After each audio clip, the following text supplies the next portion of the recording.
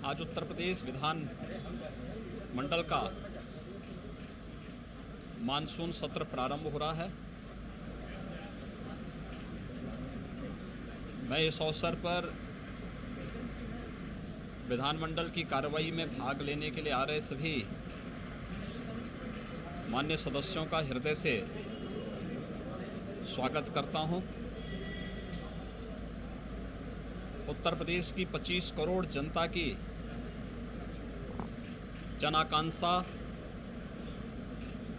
और अपेक्षा को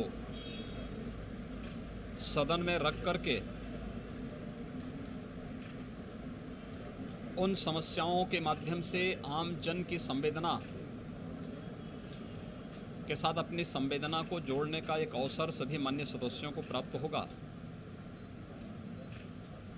उत्तर प्रदेश का विधानमंडल देश के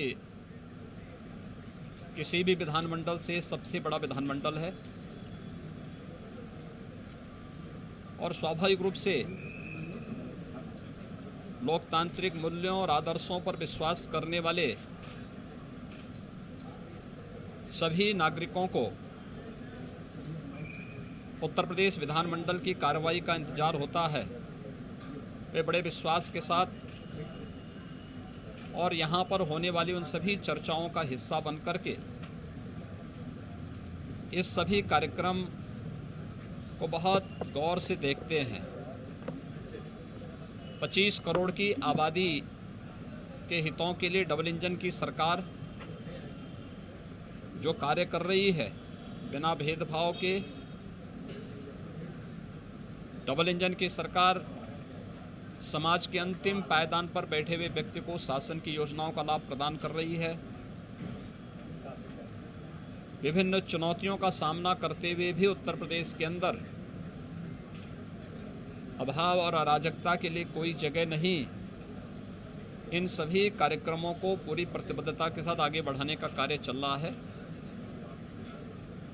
कोरोना जैसी महामारी को प्रधानमंत्री मोदी जी के मार्गदर्शन और नेतृत्व में प्रभावी नियंत्रण स्थापित करते हुए आज सरकार प्रदेश में 38 करोड़ से अधिक वैक्सीन की डोजेज उपलब्ध कराने में भी सफलता प्राप्त हुई।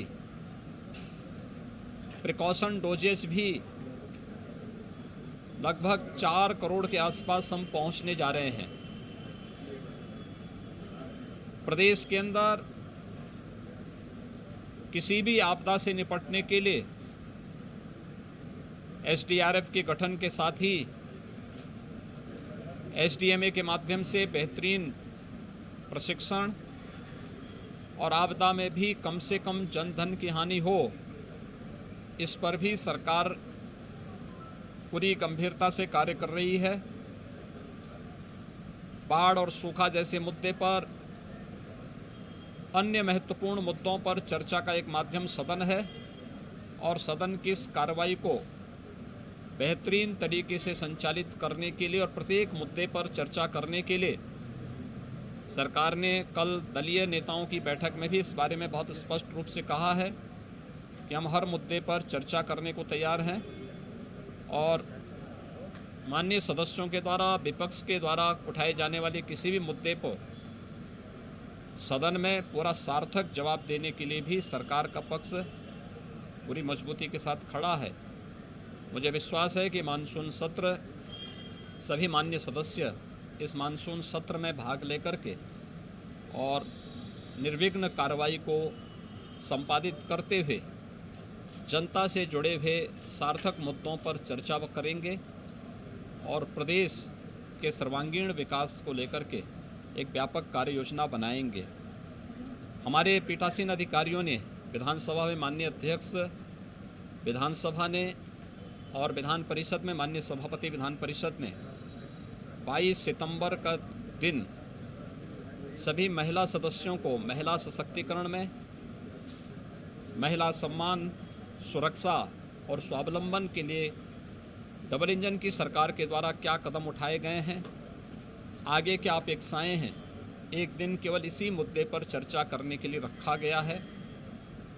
मुझे पूरा विश्वास है कि इन सभी मुद्दों पर सारगर्भित चर्चा को आगे बढ़ाने में हमें मदद मिलेगी और दोनों सदनों के माध्यम से जो कार्य होगा वह पूरे देश के अंदर विधानमंडल की कार्रवाई अपनी प्रभावी छाप छोड़ने में सफल होगी।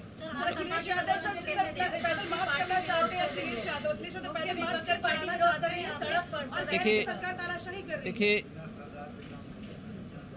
किसी भी दल को और किसी भी व्यक्ति को लोकतांत्रिक तरीके से अपनी बात रखने में कहीं कोई बुराई नहीं है। हर एक व्यक्ति को है। नियमानुसार अगर उन्होंने कोई परमिशन मांगी होगी तो पुलिस उन्हें सुरक्षित और सही मार्ग अवश्य देगी और परमिशन भी देगी, इसमें कोई संदेह नहीं।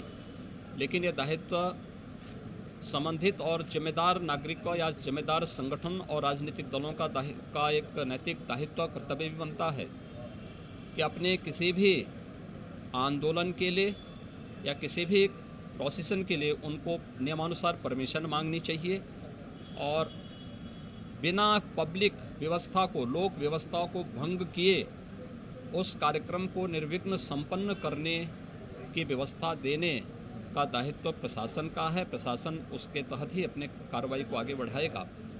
उन्होंने अगर परमिशन मांगी होगी तो ज़रूर जो भी उनके लिए सरल और सुरक्षित मार्ग होगा प्रशासन ने वो उनको उपलब्ध कराया होगा।